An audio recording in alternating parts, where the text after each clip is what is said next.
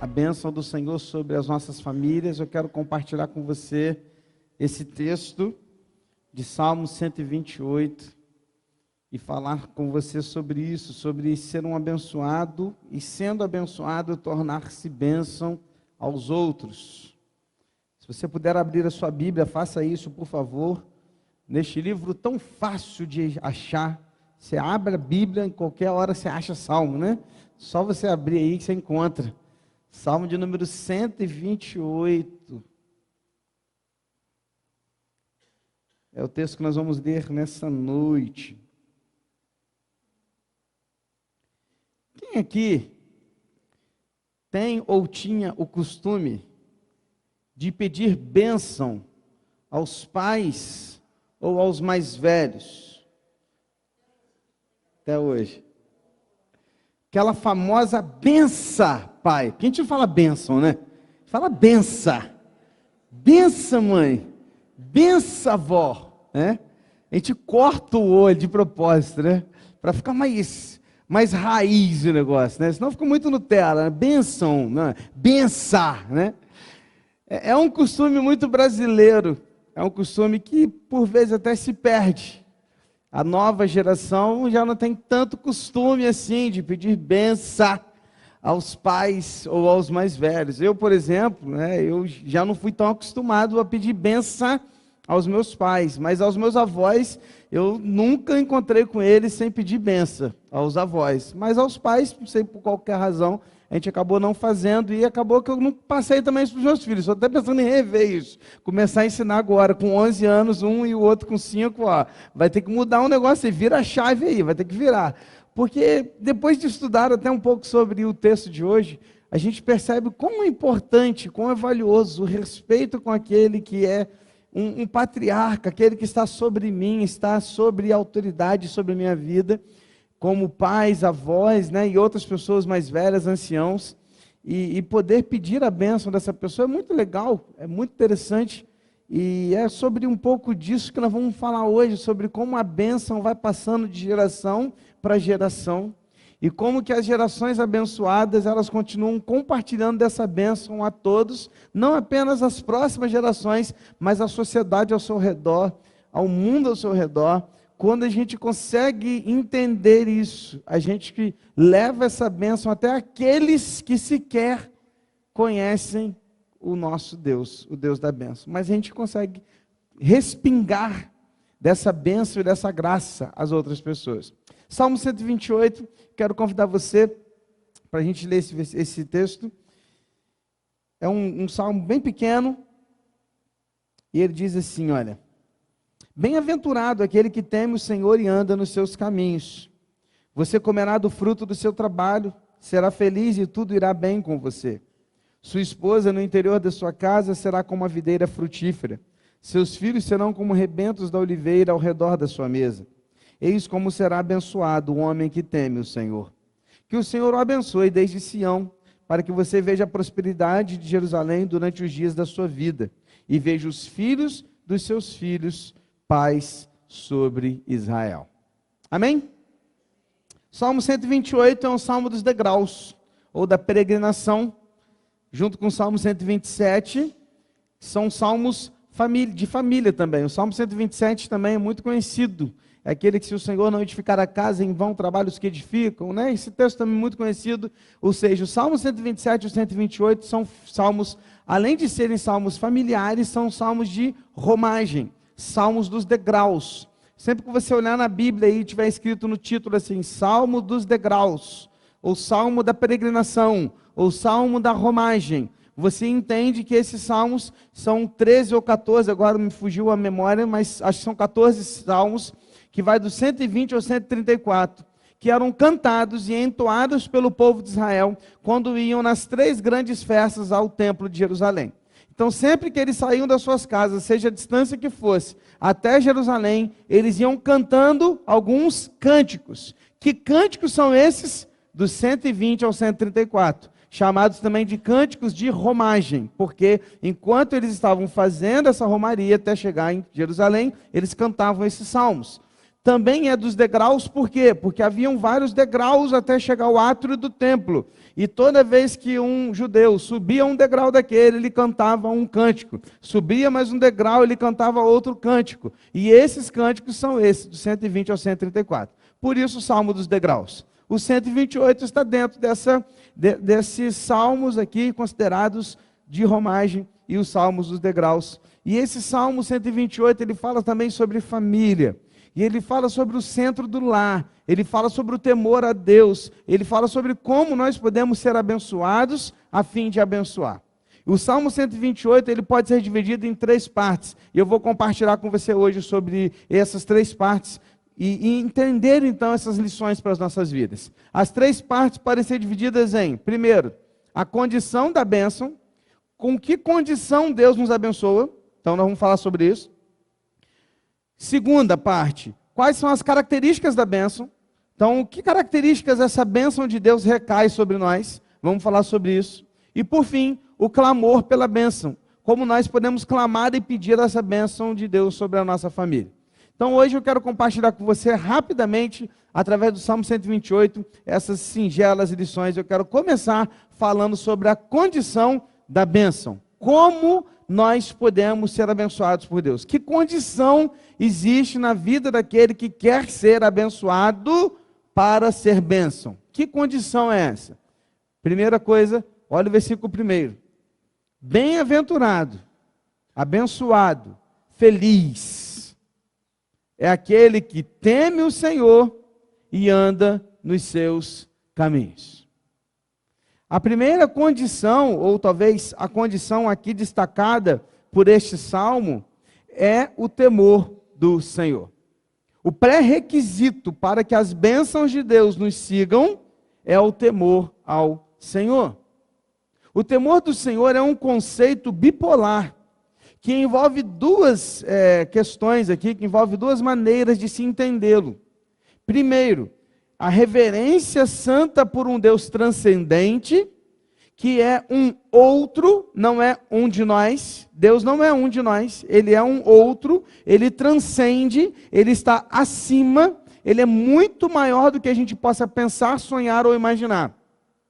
Por tê-lo majestoso, maravilhoso, soberano e transcendente, eu o temo.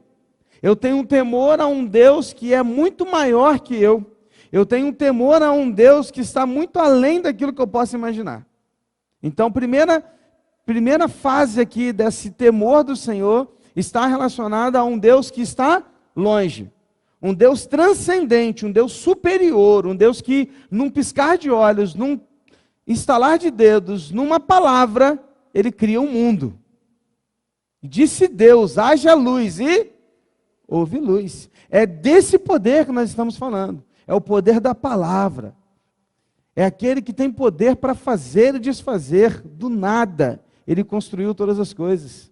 No princípio criou vem do Bereshit, a palavra hebraica que significa criou do nada. Do nada. Porque tudo que a gente cria a partir de uma matéria-prima, mas Deus criou do nada. A esse Deus eu temo. Eu tenho temor e reverência santa a um Deus transcendente. Até aqui tudo bem? Mas há um outro aspecto desse temor. Há o aspecto da intimidade. A ideia do temor aqui também tem a ideia de ter um amigo íntimo, pessoal e presente. O aspecto também de poder ter alguém imanente, o Deus conosco. Então há 2 aspectos no temor, queridos, a Deus. Primeiro, um Deus transcendente, que está além, e um Deus imanente, ou seja, um Deus que está comigo. É o Emanuel, é o Deus conosco. E porque Ele está comigo, eu tenho temor no sentido de respeito, de carinho, de atenção. Porque há 2 maneiras de temer. Filhos temem os pais, primeiro pela questão de saber que Ele é mais forte, de saber que Ele tem o poder, né, de tirar e de colocar e de fazer, principalmente criancinhas. Mas ao mesmo tempo também o amam e o respeitam pela maneira de estar junto, pelo carinho. Cheguei aqui, o Bruno brincou comigo, né, que a gente estava num aniversário hoje, e eu fui brincar, né, num brinquedinho lá que se subia e descia dentro de um salão. E eu fui por quê? Porque meu filho me chamou para ir. Lógico que eu nem gostei, né? Não, nem gostei de brincar. Mas por quê? Por que que ele vai até mim? Porque de alguma forma ele olha para mim e vê intimidade. Alguém com quem ele pode brincar. Ao mesmo tempo que se eu falar acabou, ele sabe que, opa, é a palavra do meu pai. Então o temor aqui está relacionado a essa questão bipolar. Faz sentido, irmãos, para vocês? Faz sentido? Então a questão do temor a Deus aqui significa viver uma vida de respeito, reverência, obediência e ao mesmo tempo de relacionamento. Então, quando a gente pensa em temor a Deus, o temor significa viver uma vida, à luz da perspectiva divina, tomando decisões nos nossos caminhos de acordo com a vontade de Deus. Não pode haver bem-aventurança, não pode haver bênçãos, não pode haver felicidade num lar que não teme o Senhor. Pode ter dinheiro, pode ter muita comida, pode ter muita coisa, mas não há bênção. Há diferença. Há diferença. Bem-aventurado é aquele que teme ao Senhor e anda nos seus caminhos. Andar com o Senhor resume o propósito pelo qual Deus nos criou. Fomos feitos para refletir a glória de Deus. A queda do homem fez criar um abismo entre homem e Deus. Mas o Senhor enviou Jesus Cristo para que fosse esse caminho que nos trouxesse de volta para a presença do Senhor. E por isso agora eu ando com Deus. Bem-aventurado aquele que respeita, reverencia, obedece o Senhor e anda de acordo com o seu caráter, anda de acordo com os princípios da palavra, anda de acordo com aquilo que o Senhor tem para nós. Este homem, esse traz a condição da bênção para a sua casa. Essa é a condição. Se queremos a bênção de Deus sobre a nossa família, precisamos andar com Deus, temer a Deus, viver com Ele e para Ele, respeitando Sua majestade, soberania, poder, ao mesmo tempo que nos relacionamos com intimidade com um Deus pessoal, o Deus conosco. Eu lembrei de um filme que talvez todos, ou grande maioria, já tenha visto, ou sabe pelo menos que ele existe, Crônicas de Nárnia. E Crônicas de Nárnia tem um momento que o leão, o Aslan, né, que ali representa Deus, né, representa Cristo, e ele brada, né, como um leão, e ele traz temor naquele momento. Mas logo depois ele está abraçado com a menininha. O leão abraçado com uma criança, representando que ele é um Deus poderoso, transcendente, mas que na hora que Ele quer, Ele se coloca ao nosso lado e fala, nós não somos iguais, mas eu estou aqui com você. E nós podemos abraçá-lo, caminhar com Ele. Se queremos a bênção de Deus sobre a nossa casa, precisamos temer ao Senhor. Amém? A condição para a bênção é o temor a Deus. Temer a Deus significa pensar duas vezes antes de fazer algo, por saber que Ele está olhando. É pensar duas vezes antes de falar algo, por saber que Ele está comigo. E Ele está me vendo. Temo ao Senhor. Quando eu temo o Senhor, então a bênção recai sobre o nosso lar. E aí nós vamos falar agora sobre as características da bênção. É o segundo momento dessa reflexão de hoje. Versículos 2 e 3 diz assim, você comerá do fruto do seu trabalho, será feliz e tudo te irá bem.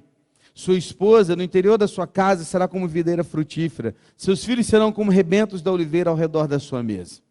Há 4 características aqui da bênção. 4 características. Primeira característica é a realização. É a característica da realização. Do trabalho das tuas mãos comerás.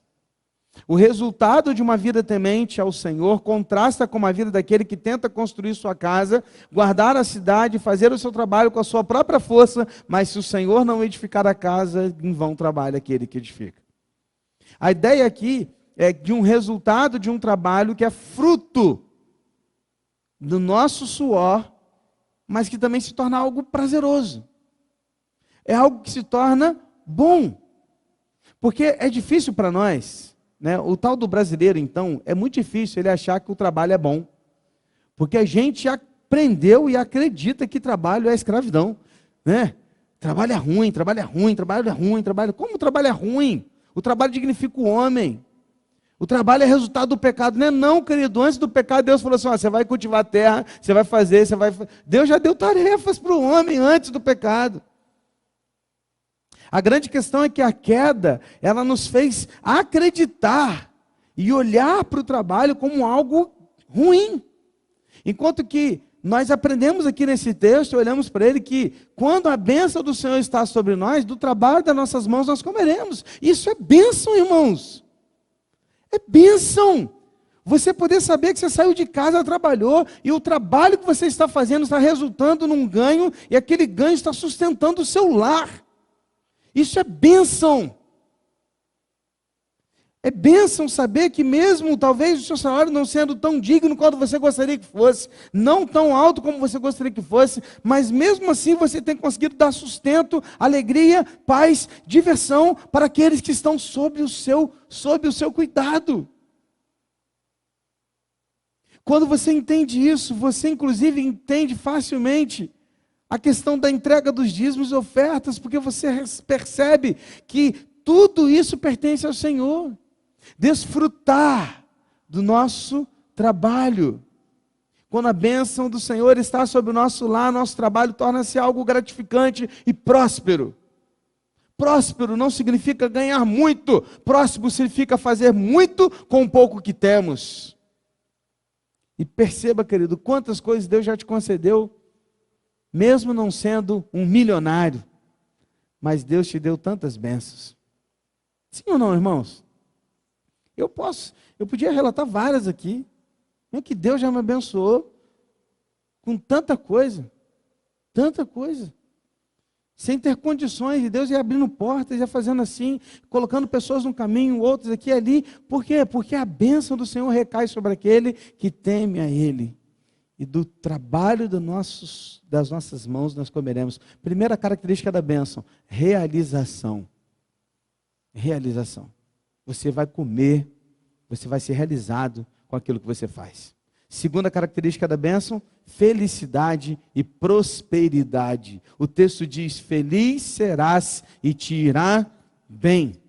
O versículo 2 ainda está falando sobre isso. Será feliz e tudo irá bem com você. Na mesma linha, o texto junta duas descrições que caracterizam um homem temente a Deus. Felicidade não é ausência de problemas, mas é paz em meio a eles.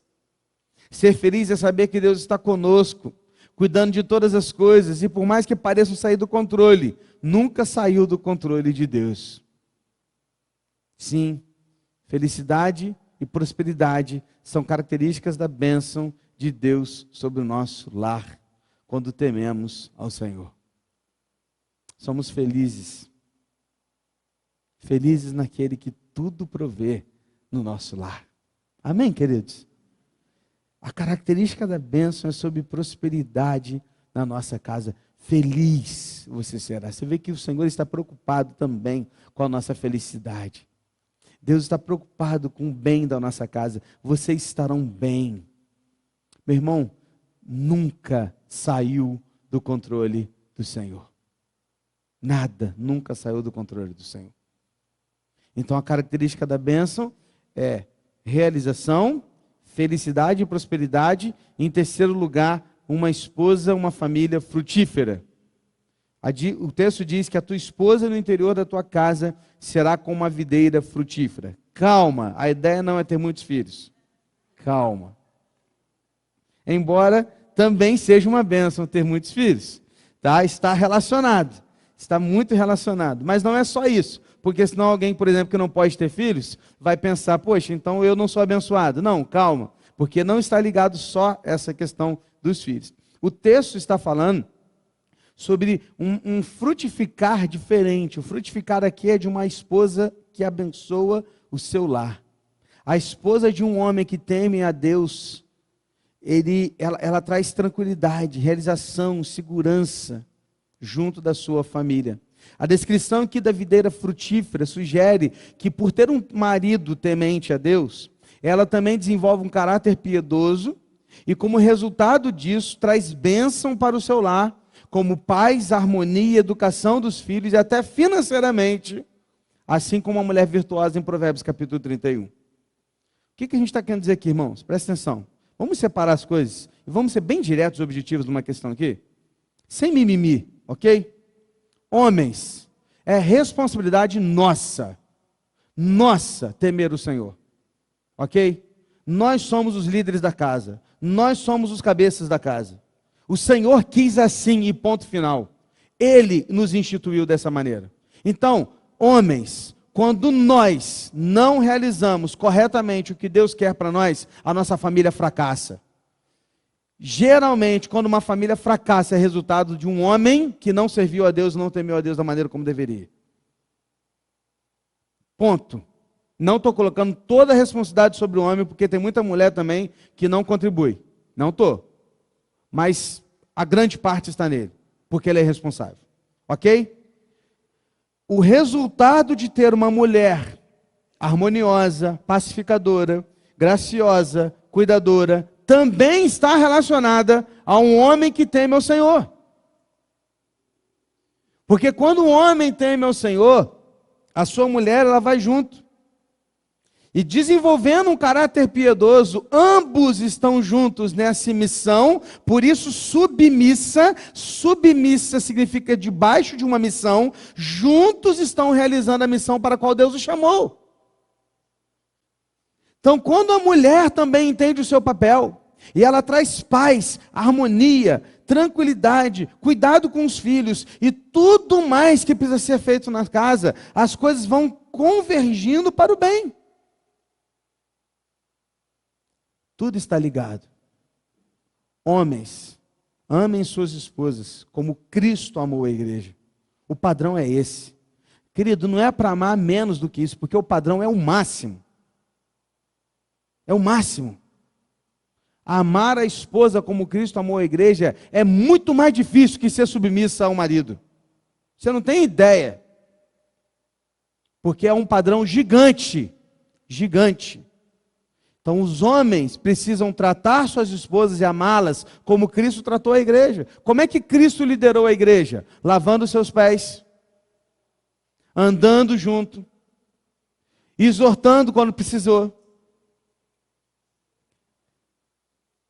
Fez de tudo para que eles tivessem paz, harmonia e tranquilidade. Ou seja, nós homens precisamos entender isso, é nossa responsabilidade. Faz sentido, homens? É maneiro que... né? Meu irmão, é isso aí, é nossa responsabilidade. O bicho pegou para o nosso lado, porque é difícil mesmo. É difícil mesmo. Porque o texto está falando, bem-aventurado aquele que teme o Senhor, anda nos seus caminhos, ele está olhando primeiro para o cabeça. Porque se o cabeça não teme ao Senhor e não anda nos seus caminhos, a casa não vai junto.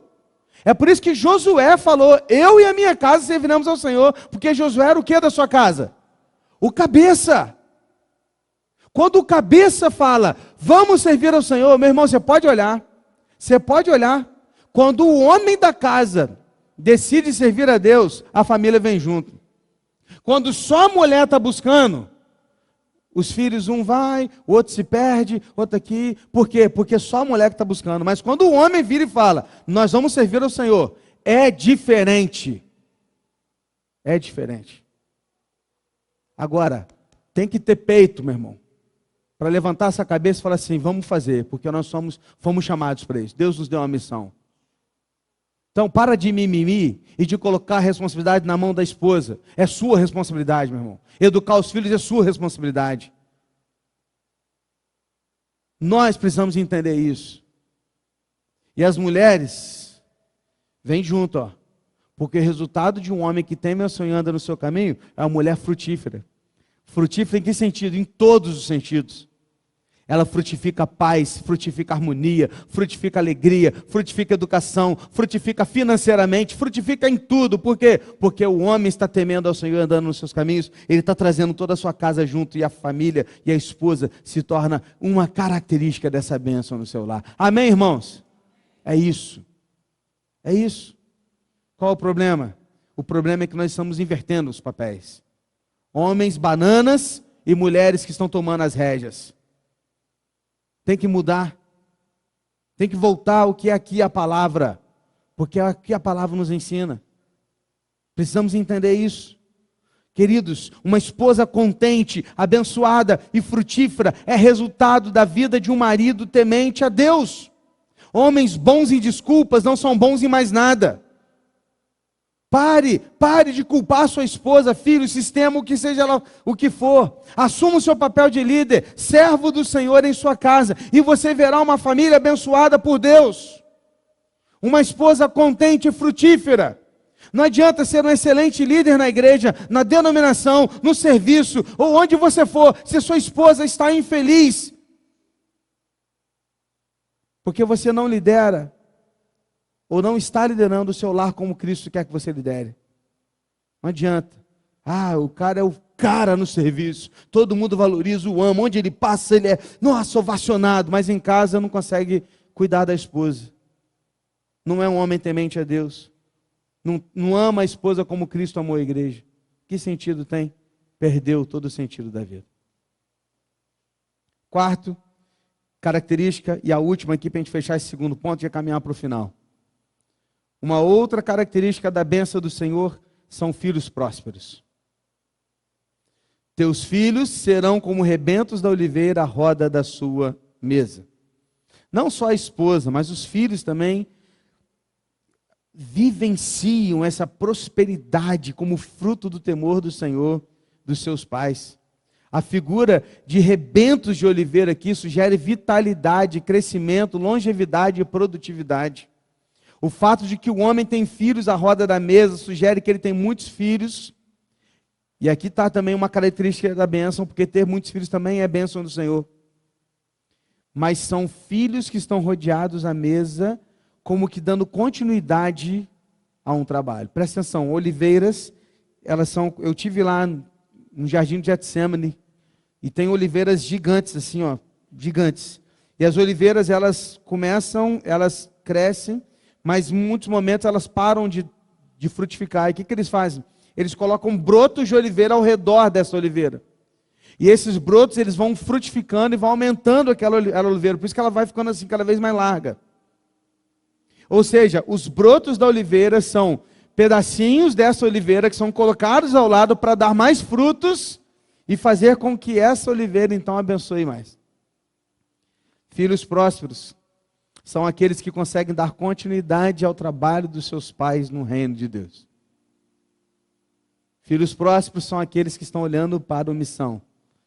Flechas, porque a flecha vai além do arqueiro. O arqueiro só pode ir até aqui, mas a flecha vai adiante. São assim, na vida natural é assim. Quando acontecem coisas pelo meio do caminho, sai desse padrão. Mas o padrão é o quê? Os pais vêm até aqui e quando eles chegam aqui, eles morrem. Mas quando eles morrem, os filhos continuam. Porque a flecha continua de onde o arqueiro parou. São os brotos na oliveira. Faz sentido? Filhos prósperos. E aí a gente termina olhando para o clamor da bênção. Terceira e última, para a gente fechar. Eis como será abençoado o homem que teme o Senhor. Ele repete isso. E ele usa aqui uma expressão no Salmo 128, que também está em número 6, chamada bênção araônica. Ele fala que o Senhor o abençoe desde Sião, para que você veja a prosperidade de Jerusalém durante os dias da sua vida e veja os filhos dos seus filhos, paz sobre Israel. Perceba, uma família abençoada, ela vai fazer com que Sião seja abençoado, Israel vai ser abençoado, ou seja, essa bênção saiu da casa e está sendo compartilhada a um povo, a uma sociedade. Quando uma família ela entendeu que ela é bênção e ela é abençoada por Deus, agora ela passa a abençoar os outros. Por isso que o inimigo está tentando de todas as maneiras destruir as famílias. Porque se ele destrói a família, ele destrói a sociedade. Ele acaba com tudo. Porque famílias fortes, igrejas fortes. Famílias fortes, sociedade forte. Quando a família se perde, quando ela é destruída, quando não há mais famílias, as coisas desandam. Uma coisa maravilhosa desse salmo, está no último versículo que fala: veja os filhos dos seus filhos. Certa vez, um homem disse que o verdadeiro teste do nosso sucesso de paternidade não são os nossos filhos, mas são os nossos netos. Porque são a prova viva de que o temor do Senhor foi transmitido de pai para filho. E esse filho transmitiu para o outro filho. Então, se o meu neto, para quem é vovô e vovó aí, ó, presta atenção. Para quem não é ainda, se liga, porque dá tempo de arrumar as coisas. Se o seu neto serve ao Senhor, se o seu neto está no serviço do Senhor, no reino de Deus, servindo, adorando, sendo abençoado e sendo bênção, é porque você, como avô, conseguiu transmitir para o seu filho, que é o temor do Senhor. E o seu filho pegou tanto que você ensinou, que ele conseguiu compartilhar com o seu neto. E o neto é resultado do que você começou aqui atrás. Amém? Por isso que a bênção do Senhor é ver os filhos dos teus filhos. Porque a bênção está sendo compartilhada. A bênção está passando. A bênção é de filho para filho, geração para geração. Bença, pai. Bença, mãe. Bença, avó. Bença, avô. O melhor do que pedir a bênção é saber que o Senhor Deus dos céus derrama sobre nós a sua bênção. Porque cada um de nós ou está começando ou está continuando um legado. Hoje é o primeiro dia do resto das nossas vidas. Peça a Deus novos começos. Peça a Deus graça até 1000 gerações. Peça a Deus: Senhor, abençoe a minha casa. Abençoe a minha família. E que as bênçãos se derramem sobre a minha casa, sobre os filhos dos meus filhos. Porque quando nossa família for abençoada, nós vamos continuar a bênção para outros. E a sociedade vai ser abençoada. Volta Redonda será abençoada. O Brasil será abençoado quando as nossas famílias forem bênção. Feche seus olhos. Coloque a sua família diante do Senhor, meu irmão. E peça a Ele: Senhor, abençoe o meu lar. Abençoe minha casa.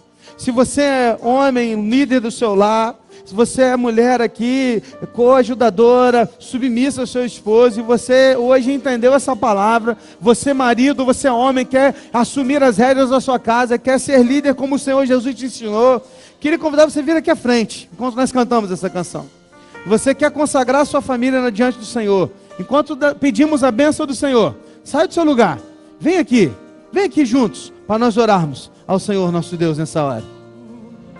Senhor, aqui estão suas famílias. Aqui estão, Pai, representantes de cada família. Aqui temos, ó Deus, pessoas que vieram sozinhas, pessoas que estão, Deus, acompanhadas, famílias completas, famílias incompletas. E eu quero agora pedir, Deus, ao Senhor que derrame sobre eles a tua bênção, Deus. Como cantamos, como lemos o Salmo 128, como lemos em Números 6, que o Senhor os abençoe e os guarde, que o Senhor faça resplandecer sobre estes e sobre as suas famílias a tua graça, que o seu rosto se volte para eles e o Senhor lhes conceda a paz, e que esta bênção, ó Deus, seja passada de geração a geração, de filhos para filhos, e os filhos dos teus filhos. Pai, Senhor, em nome de Jesus, consagramos nossos lares nas tuas mãos, consagramos nossa família nas tuas mãos. Pai, em nome de Jesus, queremos temer o Senhor, e como resultado de um temor vivo ao Senhor, nós queremos experimentar da tua bênção, da realização, da prosperidade, da felicidade, de uma esposa feliz, de filhos prósperos. Deus, inculca nas nossas mentes a verdade da tua palavra com relação à família, não o que o mundo está ensinando, mas o que a tua palavra diz. faça de nós homens que lideram nossas casas, servos, líderes servos, que amam as esposas e filhos com o amor de Jesus. Faça com que nossas esposas, as mães, entendam seus papéis, e que não é nada ruim, que não é negativo, que não é um problema ser uma dona de casa, ser uma mãe que cuida dos filhos na sua casa, que escolheu isso, que não é um problema viver em submissão ao seu marido, porque não é sobre estar debaixo, mas é estar sob uma mesma missão.